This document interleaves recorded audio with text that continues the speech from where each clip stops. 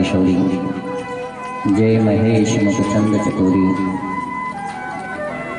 जय गरिवदन सदानंद माता, अमित विगतदान अमित विजाता, देवी पूज पर कमल तुम्हारे, सुध नर मुनि सब होय सुकारे। कवन सुकाज कठिन यत माही, जो नहीं हुए तातम ताही। श्री गणेश जी का स्मरण, माता सरस्वती के चरणों में वंदन, सदगुरुदेव की पावन चंद्र मस्तक पर धारण कर भगवान श्याम सुंदर को उत्तम करते हुए गंगा जी का पावन तट जहाँ महामना सुखदेव स्वामी राजा परीक्षित के निमित्त पूर्ण ब्रह्म परमात्मा की लीला कथाओं का गुणानुवादन कर रहे हैं। सत्संग में प्रवेश करने से पूर्व आप सभी श्रोता भाई बहनों को व्यास आसन से मेरा प्रणाम, सादर जय श्री कृष्ण। मेरे भाई बहन, सप्ताह पर्यंत जो हरि चर्चा चल रही थी, आज उसकी पूर्णाहुति की बेला भी आ रही है। जो 7 दिवसीय एक आयोजन रखा था, वो आयोजन आज समय पश्चात धीरे धीरे पूर्णाहुति की बेला में भी, लेकिन यहाँ पर एक यज्ञ कर्म हुआ। कितने 5 जोड़े बैठे थे, 5 जोड़े बैठ करके यज्ञ कर्म किया। यज्ञ की पूर्णाहुति हो जाती है, लेकिन सत्संग, भजन, स्वाध्याय, हरि चर्चा, इसकी कभी पूर्णाहुति नहीं होती है। ये तो नित्य प्रति होती रहती है, ये रोज रोज होती है। इसको तो रोज रोज करना है। आप 7 दिवसीय अनुष्ठान को रखेंगे, नवरात्रि का देवी जी का अनुष्ठान रखेंगे, तो उसका पूर्णाहुति होती है। लेकिन भगवत नाम सुमरण, कथा, जिसको सत्संग कहते हैं, इसकी पूर्णाहुति नहीं है। ये तो शरीर में जब तक प्राण है तब तक आपको करना है। इसलिए ध्यान देना, यहाँ 7 दिवसीय अनुष्ठान था, उसकी पूर्णाहुति यज्ञ की हुई है। लेकिन भजन, सुमरण, नाम जो ले रहे हैं आप, इसको तो लेना ही है। सतत परमात्मा से निवेदन करना कि गोविंद मेरी स्मृति बनी रही। बाबा तुलसी ने भी रामचरितमानस में कहा है कि न यज्ञ होगा, न जप होगा, न तप होगा, न दान होगा हमसे, एकमात्र भगवत नाम सुमरण करे, भगवान का नाम ले। जिस नाम में आपकी रुचि हो, मैं यहाँ से नहीं कहूँगा कि कृष्ण कृष्ण कृष्ण, ये नहीं, आपकी जिस नाम में रुचि हो, राम कहो, कृष्ण कहो, शिव कहो, पार्वती कहो, जो आपकी नाम में रुचि हो, लेकिन उसको सतत लेते रहे, छोड़ना मत। वो सतत लेने से क्या होगा, स्वभाव में आ जाएगा, आदत बन जाएगी। और जब आदत बन जाएगी तो फिर कोशिश नहीं करना पड़ेगा, प्रयास नहीं करना पड़ेगा, अपने आप होने लगेगा। जब तक अपने आप भगवत नाम का स्मरण न हो, तब तक उसको लेते रहो, लेते रहो। करत करत अभ्यास के जड़मति हो तो सुजान। आप में से कई बहनें गांव से भी आई है, अब तो नल घर घर आ गया है। पहले ट्यूबवेल में नहीं थे, कुएं के ऊपर पानी खींचने के लिए जाते थे, और कुएं के ऊपर एक लकड़ी रहती थी, उससे रस्सी खींचते थे ना, तो लकड़ी में भी निशान बन जाते थे। हेडपंप देखा होगा, वो भी चलता है ना, तो उसमें भी निशान बन जाता है। करत करत अभ्यास के जड़मति हो तो सुजात, रसरी आवत जात है और सिल पर पड़े निशान।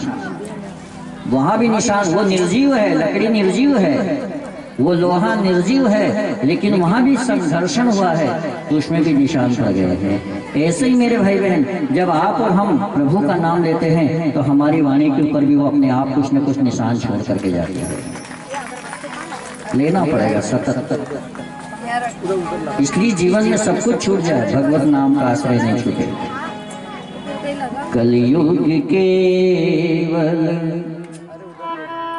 ये चौपाई पकड़ लो आज आखिरी दिन और सबको याद है। कलयुग केवल नाम आधारा, सुमरी सुमरी नर उतरहि पारा। कलयुग केवल नाम आधारा, सुमरि सुमरि नर उतरहि पारा।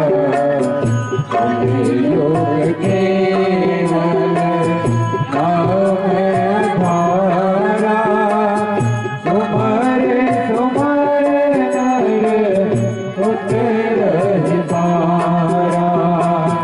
कलयुग केवल नाम आधारा,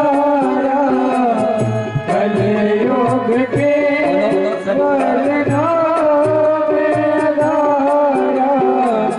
सुमरि सुमरि नर उतरहि पारा। सुमरि सुमरि नर उतरहि पारा। आज युग कौन सा है? नाम लेने का।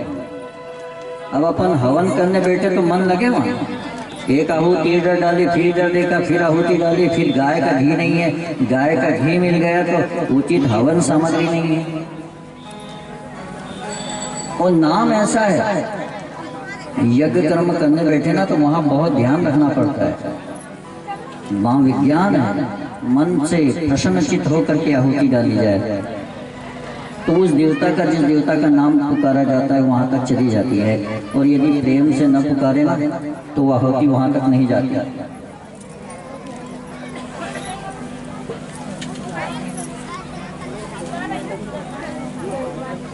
तो मेरे भाई बहन, कथा बताती है, कथा इशारा करती है।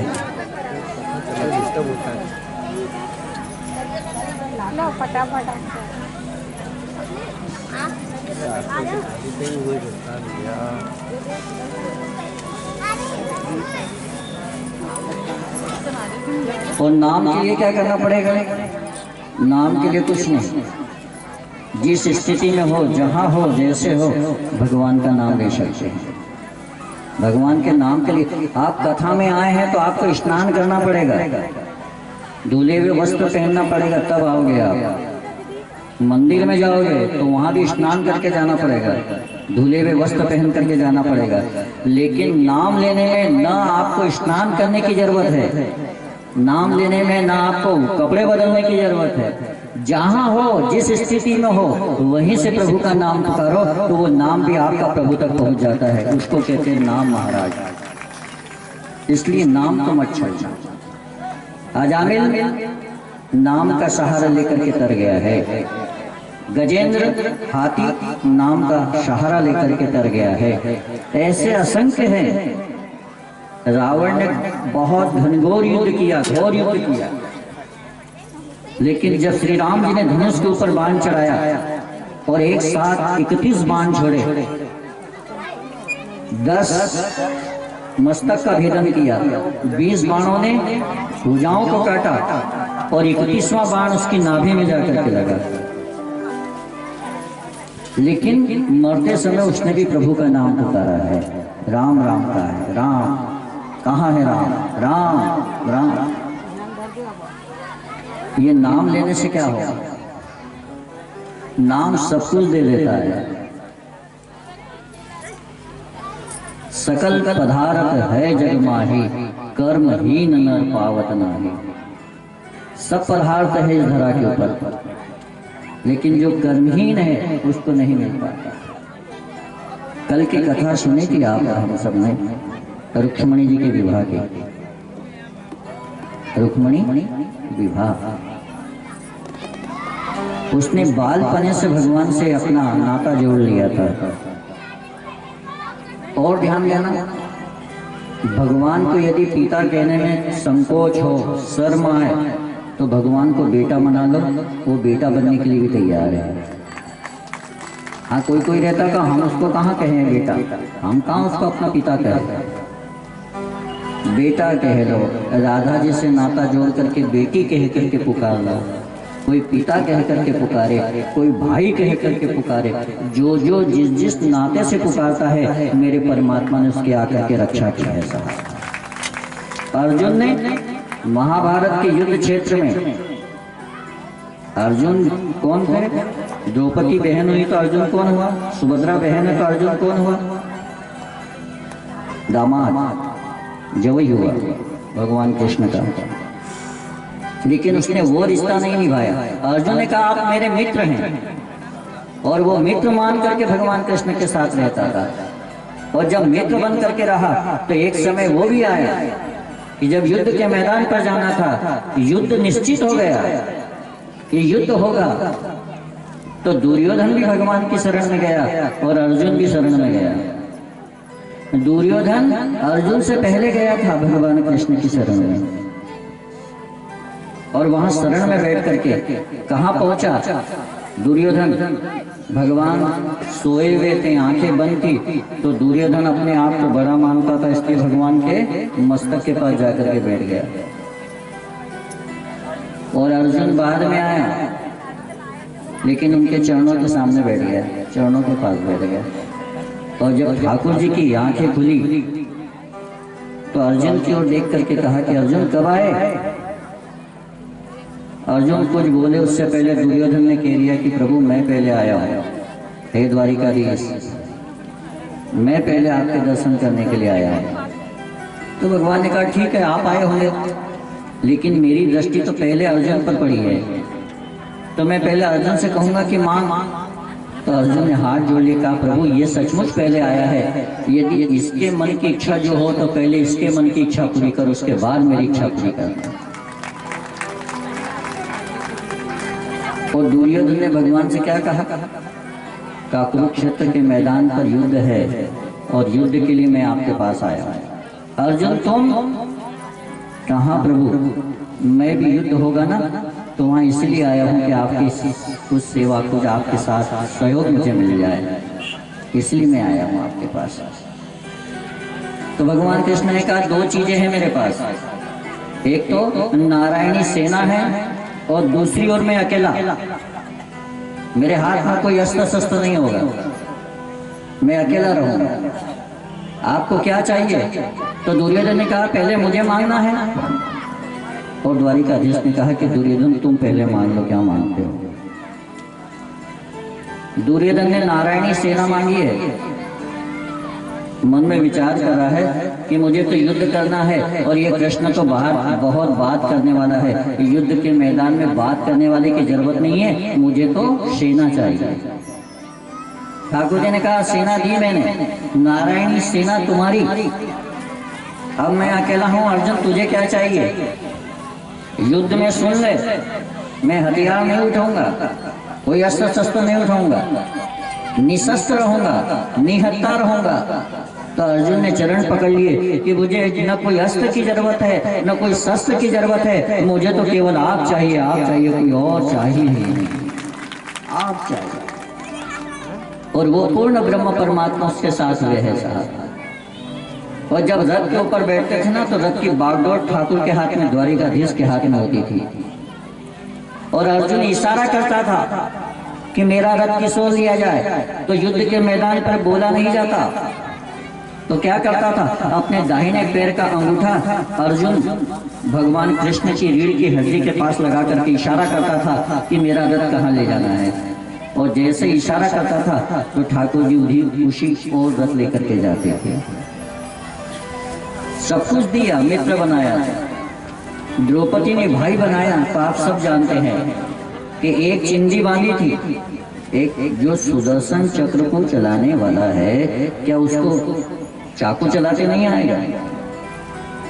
लेकिन उसने चाकू चलाया फल के ऊपर और जो फल से हटा तो उंगली में लगा और उंगली से लहू बहने लग गया।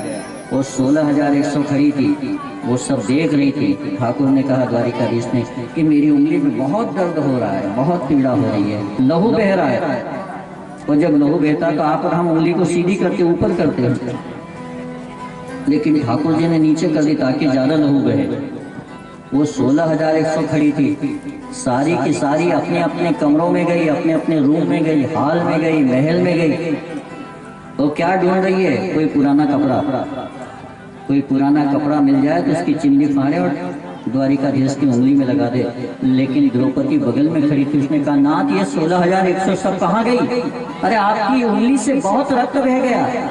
और उसने उसी समय अपने शरीर के ऊपर जो कीमती साड़ी थी, हल्की थी, ये नहीं विचार किया, साड़ी का पल्ला पकड़ा और चीरा और उसमें से पट्टी निकाल करके द्वारिकाधीश की उंगली में बांध दी। और वो 16,000 पुराने कपड़े ले लेकर के आ रही है। कहा हम बांध देते हैं, हम बांध देते हैं। तो द्वारिकाधीश ने मुस्कुरा करके कहा कि बस परीक्षा ही तो लेनी थी, तुम सब अपने अपने वस्त्र ढूंढने गई थी पुराने, लेकिन मेरी द्रौपदी ने, मेरी बहन ने, मेरी सची ने आज मेरी उंगली के ऊपर अपने ऊपर की साड़ी चिंदी बांधी है। लेकिन मैंने गिनती कर ली है, इसमें 9 धागे हैं और जिस दिन आवश्यकता होगी द्रौपदी उस दिन 999 साड़ियां तेरे ऊपर निछावर कर दूंगा, ये मेरा आशीर्वाद है। और उसने निछावर किया है। विचार करना मेरे भाई बहन, कितना दयालु है वो, कितना दयालु है। हम उसका नाम सुमरण भूल जाते हैं, हम उसकी कथा भूल जाते हैं, हम उसकी आरती करना भूल जाते हैं, हम उसकी पूजा करना भूल जाते हैं, फिर भी वो किसी दिन नहीं रूठता, कभी नहीं रूठता। कि रूठता है? कभी नहीं रूठता। यहाँ छोटी छोटी बात पर रूठ जाते, किसी को चाय ना मिले तो वो रूठ जाता है, किसी को नाश्ता न मिले तो रूठ जाता है। आज पेरावनी वरानी तो नहीं है, सबकी ले आए राजू भाई, नहीं तो पता लगे पेरावनी में कोई रूठ जाए। हाँ मेरे को नहीं दी, मेरे को नहीं दी। कितने कितने विचार है। किसी बड़ी बहन को साड़ी अच्छी मिल जाए, छोटी को न मिले, छोटी को अच्छी मिल जाए, बड़ी को न मिले, तो वो उसी समय वही भरी मजलिस में रूठ जाती है। ऐसा भी है मुझे। लेकिन वो ठाकुर, वो जगत का नियंता माँ के गर्भ में थे तब भी हमारी रक्षा की, माँ के गर्भ से बाहर आए तब भी उसने रक्षा की। और आज हम 70-80 वर्ष के हो गए फिर भी वो रक्षा कर रहा है। कहाँ कहाँ से क्या क्या दे रहा है साहब, कितना बड़ा उपकार है उसका। सूर्य नारायण प्रतिदिन उगता है, सूर्य नारायण प्रतिदिन निकलता है, लेकिन कोई टैक्स नहीं, कोई कर्ज, कोई बिल नहीं। नर्मदा जल कनेक्शन हर घर है, लेकिन उसका भी बिल आ रहा है, उसका भी बिल देंगे, उसका भी पैसा लेंगे। लेकिन वो सूर्य नारायण प्रतिदिन निकल रहा है, कोई बिल नहीं। वायु चल रही है, हवा चल रही है, ऑक्सीजन ले रहे हैं, उसका भी कोई बिल नहीं है। पेड़ पौधे लगे हैं, सुंदर सुंदर फल लगे हैं, आम है, जाम है, केले है, संतरे है, मौसम्बी है, अंगूर है, कितने फल हैं। जिसने लगाया है उसने हमारे लिए लगाया है। इन सबको चीज को खाने की छोड़ करके जिसको नहीं खाना हो वो चीज खाए, जिसको जो चीज नहीं पीना हो वो चीज पिए, तो फिर समझना कि मनुष्य जन्म तो मिल गया है, लेकिन आगे फिर मनुष्य जन्म नहीं मिलेगा, फिर नहीं मिलेगा। ये मनुष्य जन्म मिला है 84 लाख योनि में। जरा कल्पना करो, जब छोटे से थे माँ डांट रही थी, गंदगी कर दी है, दूर खड़ा रहे, घुटने घुटने चल रहा था, लेकिन उस समय पहचान नहीं थी, वो गंदगी को हाथ में ले लेता था और मुंह में रख लेता था। अब तो बालक कोई गंदगी कर दो और हम देखें तो उसको डांटते हैं, लेकिन जरा विचार तो करो कि एक समय वो था कि वो गंदगी हमने भी मुंह में रख ली थी। फिर वो ज्ञान कहाँ से आया? धीरे धीरे वो अज्ञान कैसे छूटा? जैसे जैसे बड़े हुए वैसे वैसे हमारा ज्ञान और बढ़ता गया, और आज आप पर हम उस गंदगी की ओर नहीं जाते, तो फिर वो पीने खाने वाली चीज गंदगी में क्यों जाने? आपके चौके में ऐसी गंदगी चीज आती हो ना, मना कर दो कि हमसे नहीं होगा, ये बंद करवा दो, नहीं होगा हमसे, ये बार बार मिलने वाला नहीं है। हीरे जैसा जन्म मिला है, कर ले भजन तेरा भाग्य खुला है। हीरे जैसा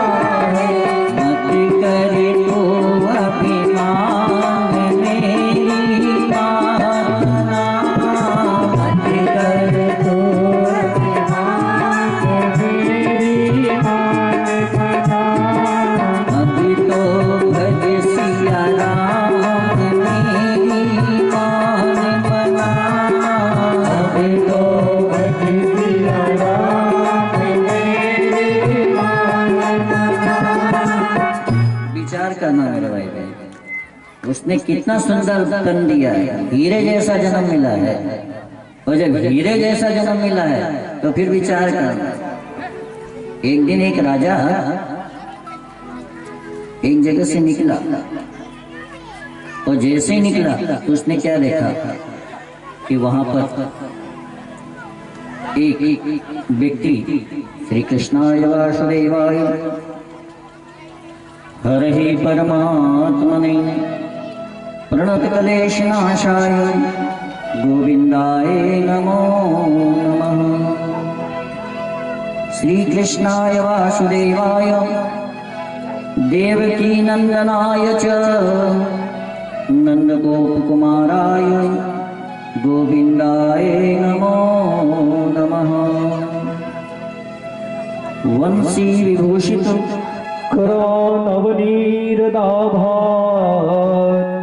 पीताम्बरादरुणबिम्बफलाधरोष्ठात् पूर्णेन्दुसुन्दरमुखा दरविन्द्रनेत्रात् कृष्णात् परं किमपि तत्त्वमहं न जाने। हमारे बीच सर्व कार्य सिद्ध हनुमान टेकड़ी आश्रम चाकरवारा श्री छेंडूदास जी महाराज जी पधारे हैं। बुरहानपुर से आपका हार्दिक स्वागत अभिनंदन।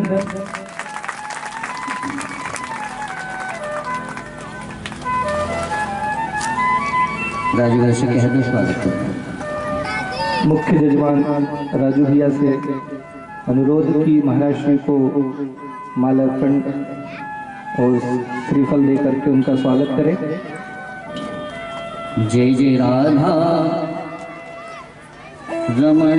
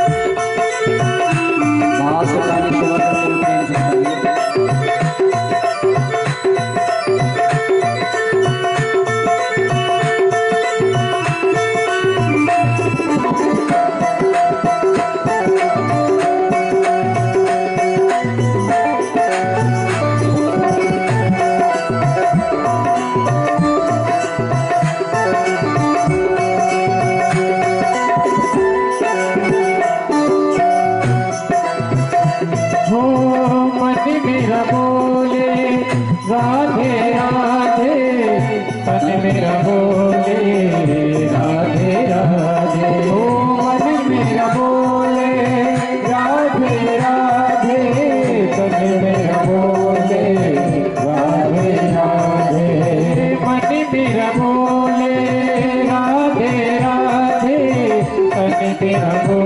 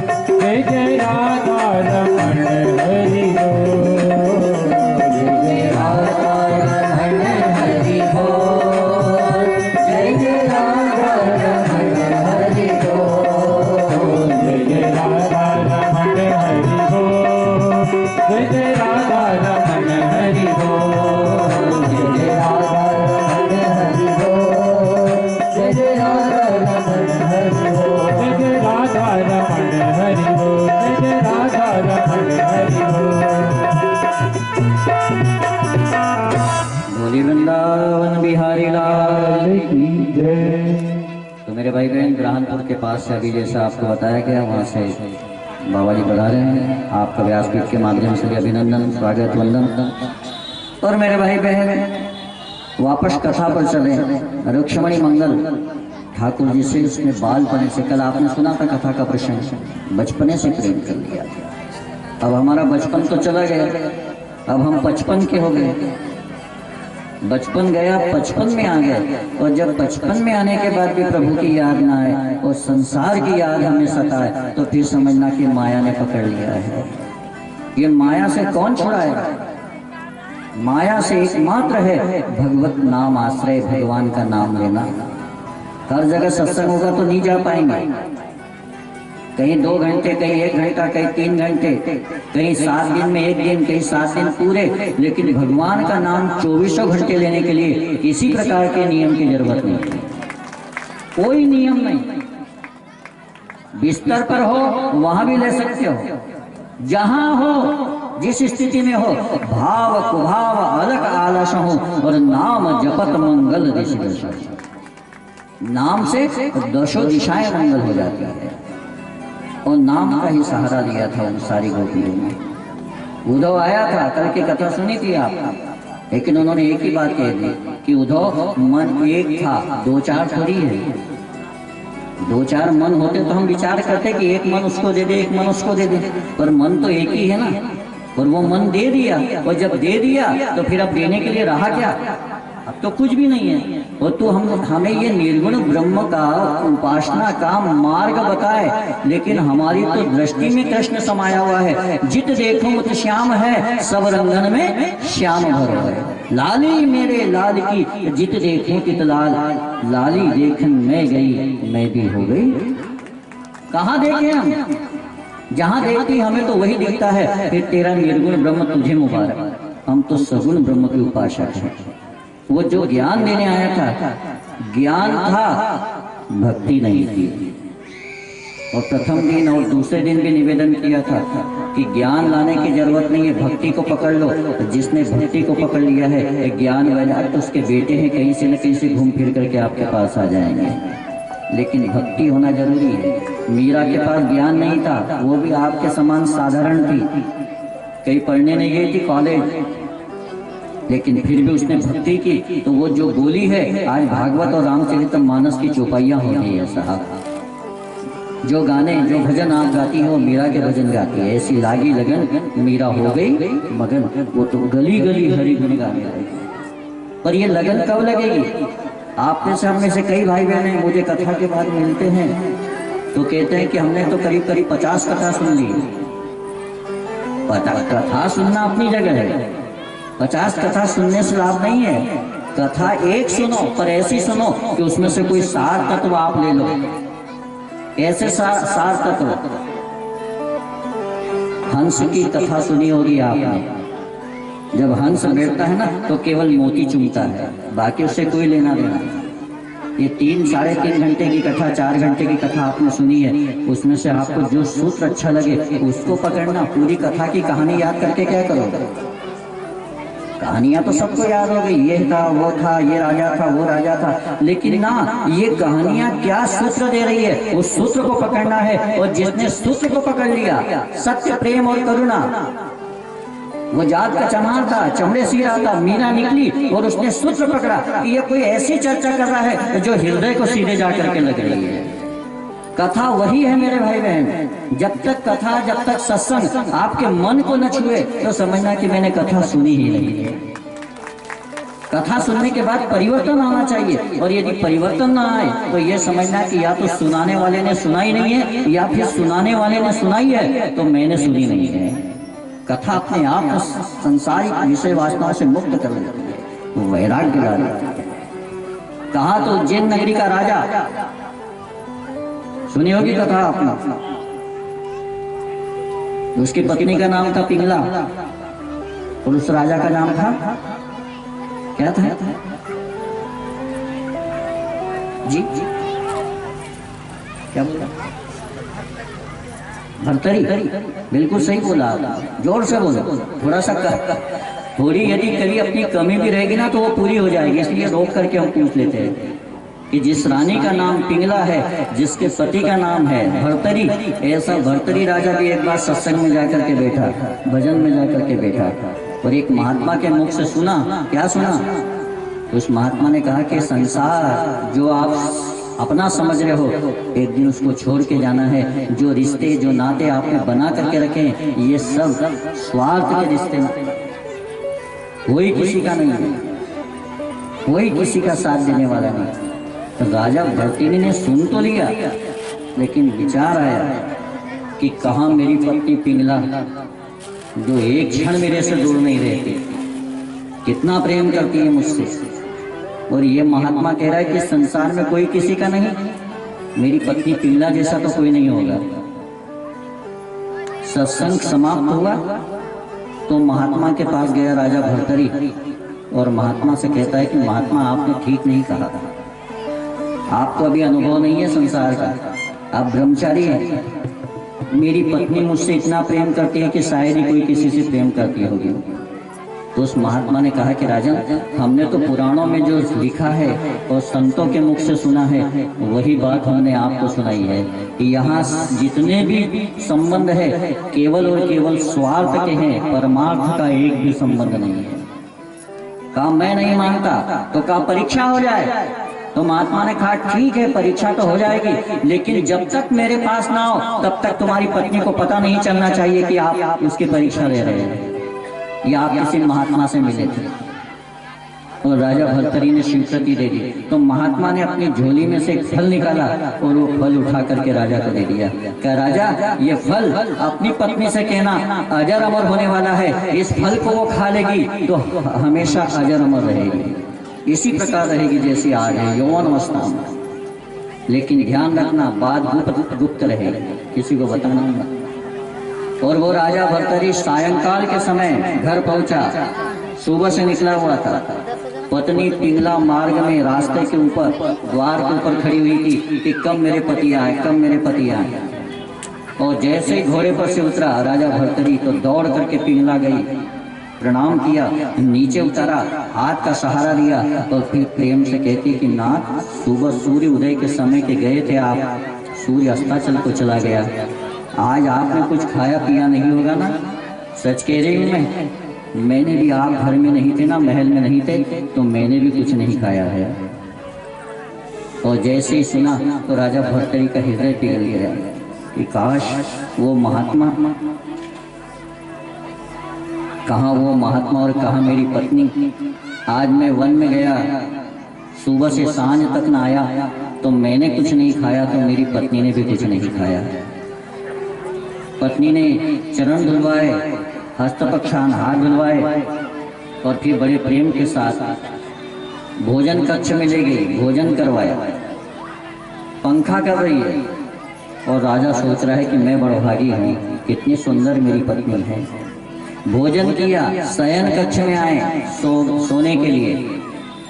जब सोने के लिए राजा आया तो उसकी पत्नी पिंगला उसके चरण दबा रही थी और बड़े प्रेम से भाव कर रही थी। अब तो राजा उस पर मर मिटने के लिए विचार करने लग गया कि ये सत्संग, ये संत, ये महात्मा, ये सब मिथ्या भाषा करते हैं। इतने में राजा ने फल निकाला और फल पत्नी की ओर बढ़ाते हुए कहा, देवी आज मैं वन में गया था और वन में एक फल मिला है, इस फल को तुम खा लोगे ना तो अजर अमर हो जाओगे।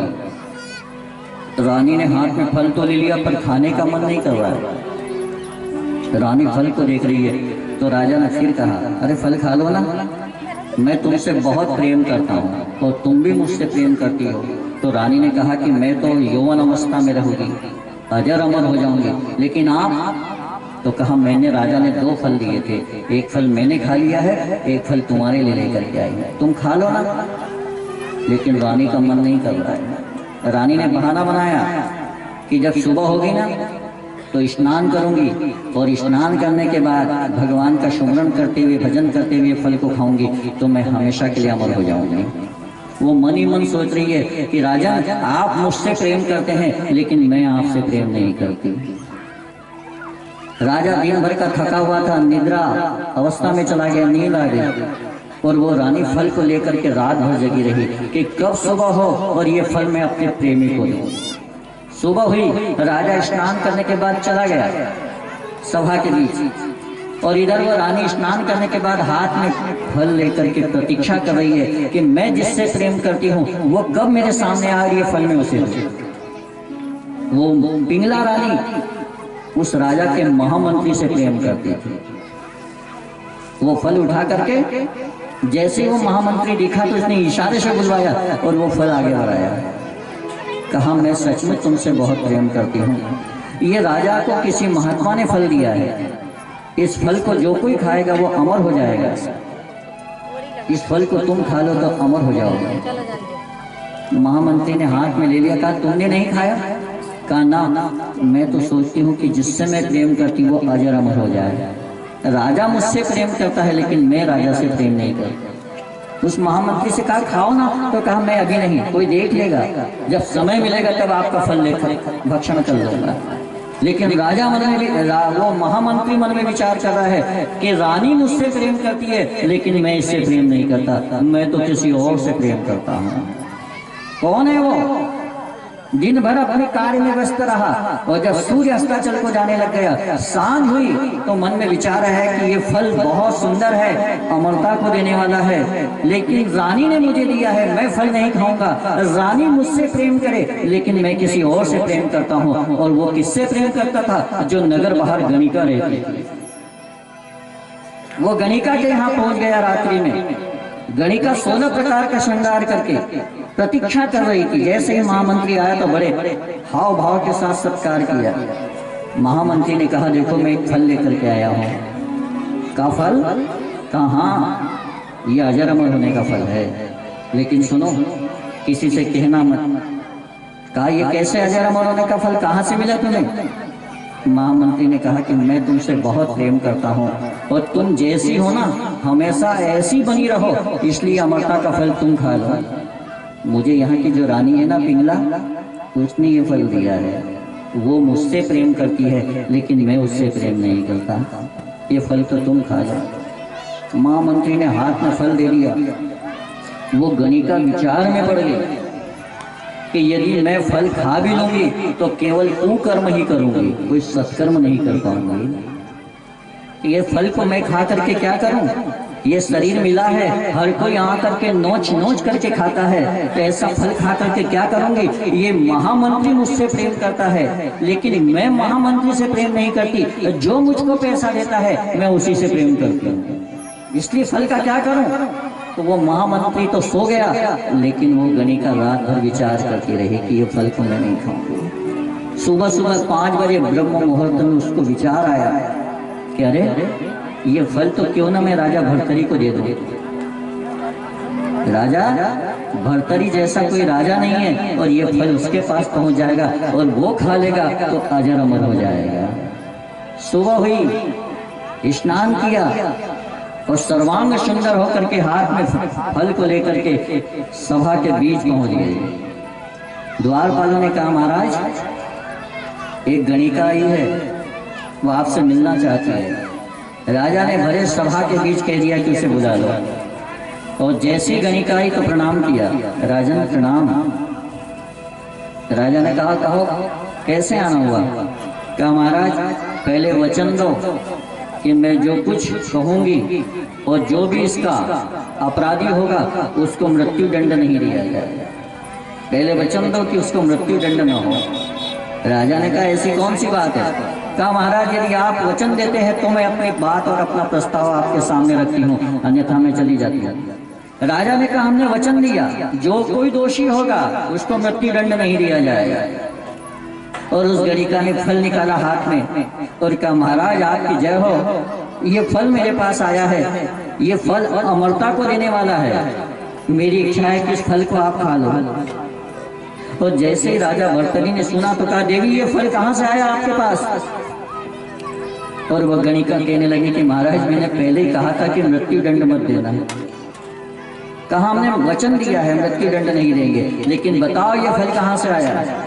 और वह गणिका ने भरे दरबार में कहा कि महाराज श्री ये जो फल है ना आपके महामंत्री ने मुझे दिया है, वो मुझसे प्रेम करता है लेकिन मैं उससे प्रेम नहीं करती। महामंत्री को बुलाया जाए। और जैसे ही महामंत्री आया तो कांपने लग गया। महामंत्री बताओ ये फल कहाँ से आया? महामंत्री ने कहा महाराज श्री मैं बताने के लिए तैयार हूँ, लेकिन पहले वचन दो कि उसे मृत्यु दंड न दिया जाए।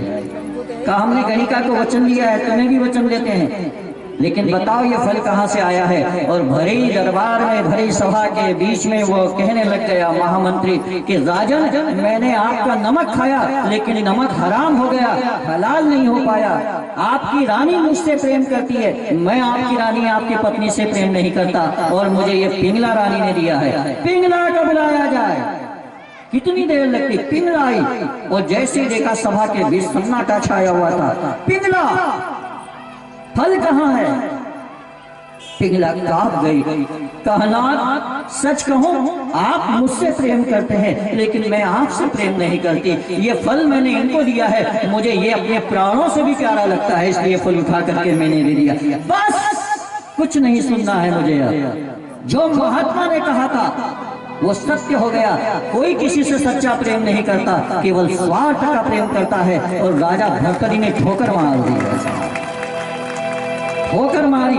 सारे राजपाट को त्याग करके वन में भटक भटक करके भगवान का भजन कर रहा है। एक समय तो वो आया कि जहां पर चीता जल रही थी, उस चीता के ऊपर खोपड़ी के ऊपर उसने चावल पकाए साहब, वो राजा भर्तरी। लेकिन धर्म को नहीं छोड़ा है, इसलिए ध्यान रखना संत और सत्संग इसमें जो बात कही गई है वो कभी मिथ्या नहीं हो सकती है।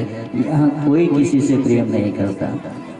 स्वार्थ लागी करें सब प्रीति, शुर नर मुनि सबकी यह रीति।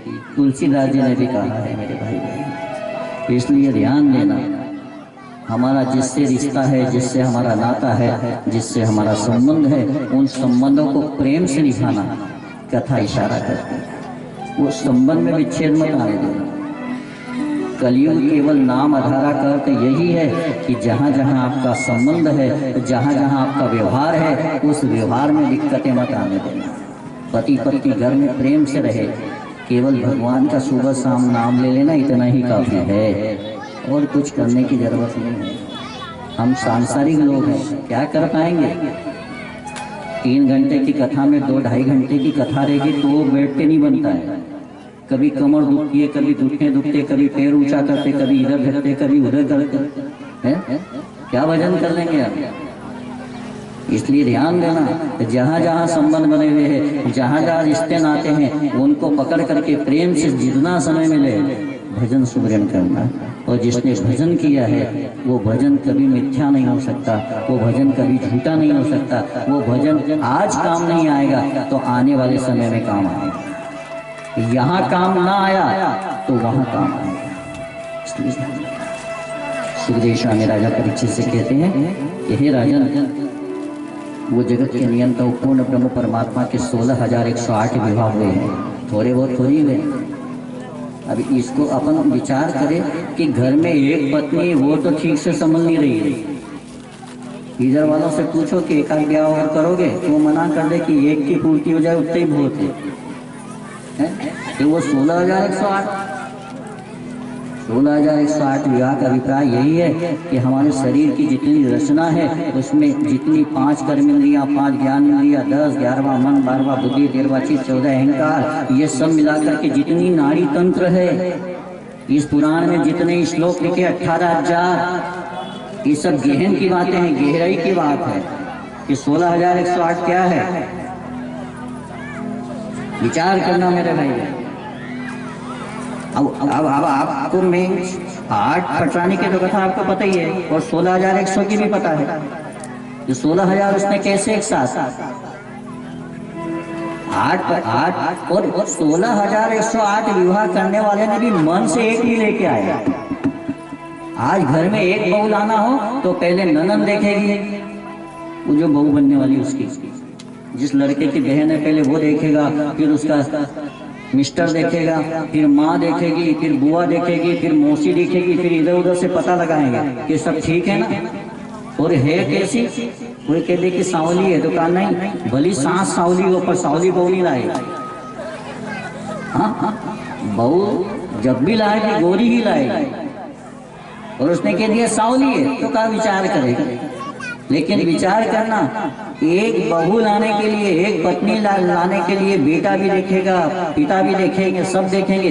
लेकिन यहाँ 16,108 आई पर अपनी पसंद की एक नहीं है। न यशोदा की पसंद की है, न माँ देवती की पसंद की है, न कृष्ण की पसंद की है। रुक्मणी जी ने भी कल कथा सुनी थी आपने कि एक पत्र लिख करके दिया है। इसके पहले पत्र नहीं लिखे जाते थे। एक रुक्मणी ऐसी थी कि जिसने पत्र लिख करके दिया था, और उस पत्र में भी आए थे 7 श्लोक, और वो 7 श्लोक में सप्तपति का उदाहरण आया था। 6 श्लोकों में पूरे भगवान का प्रणाम पूर्वक निवेदन था, और 7वें श्लोक में भगवान से प्रार्थना की थी कि प्रभु आपके समर्थ, आपके जैसा कोई मुझे दिखता नहीं है, मैंने आपको अपना पति मान लिया। रुक्मणी ने भी पति माना है। सत्यभामा, उसकी कथा भी आप जानते हैं, ईश्मंतक मणि के माध्यम से उसकी शादी हुई है। 16,100 कारागृह में बंद होकर के वहां पर सदगति को प्राप्त कर रही थी, और वो वहां पुकार रही थी भौमासुर के कैद में, और पुकार करके कह रही थी कि हे गोविंद, तू कितना सुंदर है, तेरा श्रृंगार किसने किया है? किसने किया तेरा श्रृंगार? बेटी गाएगी।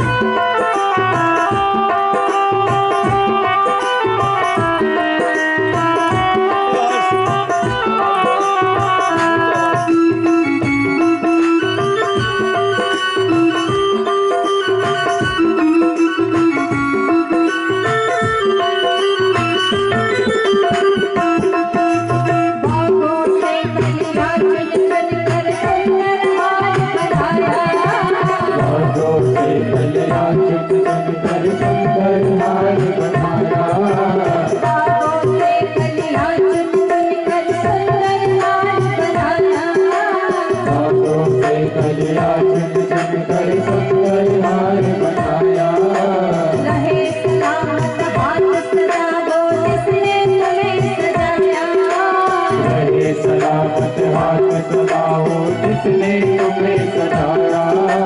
रहे सलामत हाथ सदाओ जिसने तुम्हें सजाया। रहे सलामत हाथ सदाओ जिसने तुम्हें सजाया। सजाता रहे हर बार सामने। सजाता रहे हर बार सामने। सजाता रहे बार बार सामने। सजाता रहे हर बार सामने। तेरा किसने किया श्रृंगार सावरे। तेरा किसने किया श्रृंगार सावरे। तेरा किसने किया श्रृंगार सावरे। तेरा किसने किया श्रृंगार सावरे। लगे दूल्हा साजू दिलदार सावरे। लगे दूल्हा साजू दिलदार सावरे। लगे दूल्हा साजू सरकार सावरे। लगे दूल्हा साजू सरकार सावरे। तेरा किसने किया श्रृंगार सावरे। तेरा किसने किया श्रृंगार सावरे। तेरा किसने किया श्रृंगार सावरे। तेरा किसने किया श्रृंगार सावरे। तेरा किसने किया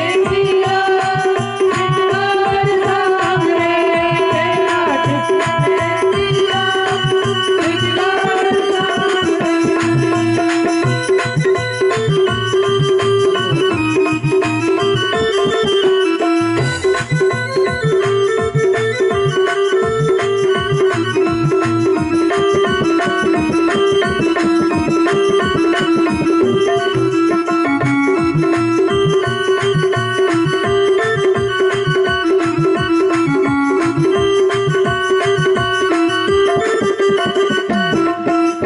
और महाराज वो कन्हैया कैसे मानता है हमें नहीं पता, इसीलिए हम उससे पूछते हैं। अपने दोनों हाथ पीछे से जरा ऊपर उठाइए, दोनों हाथ ऊपर उठाइए।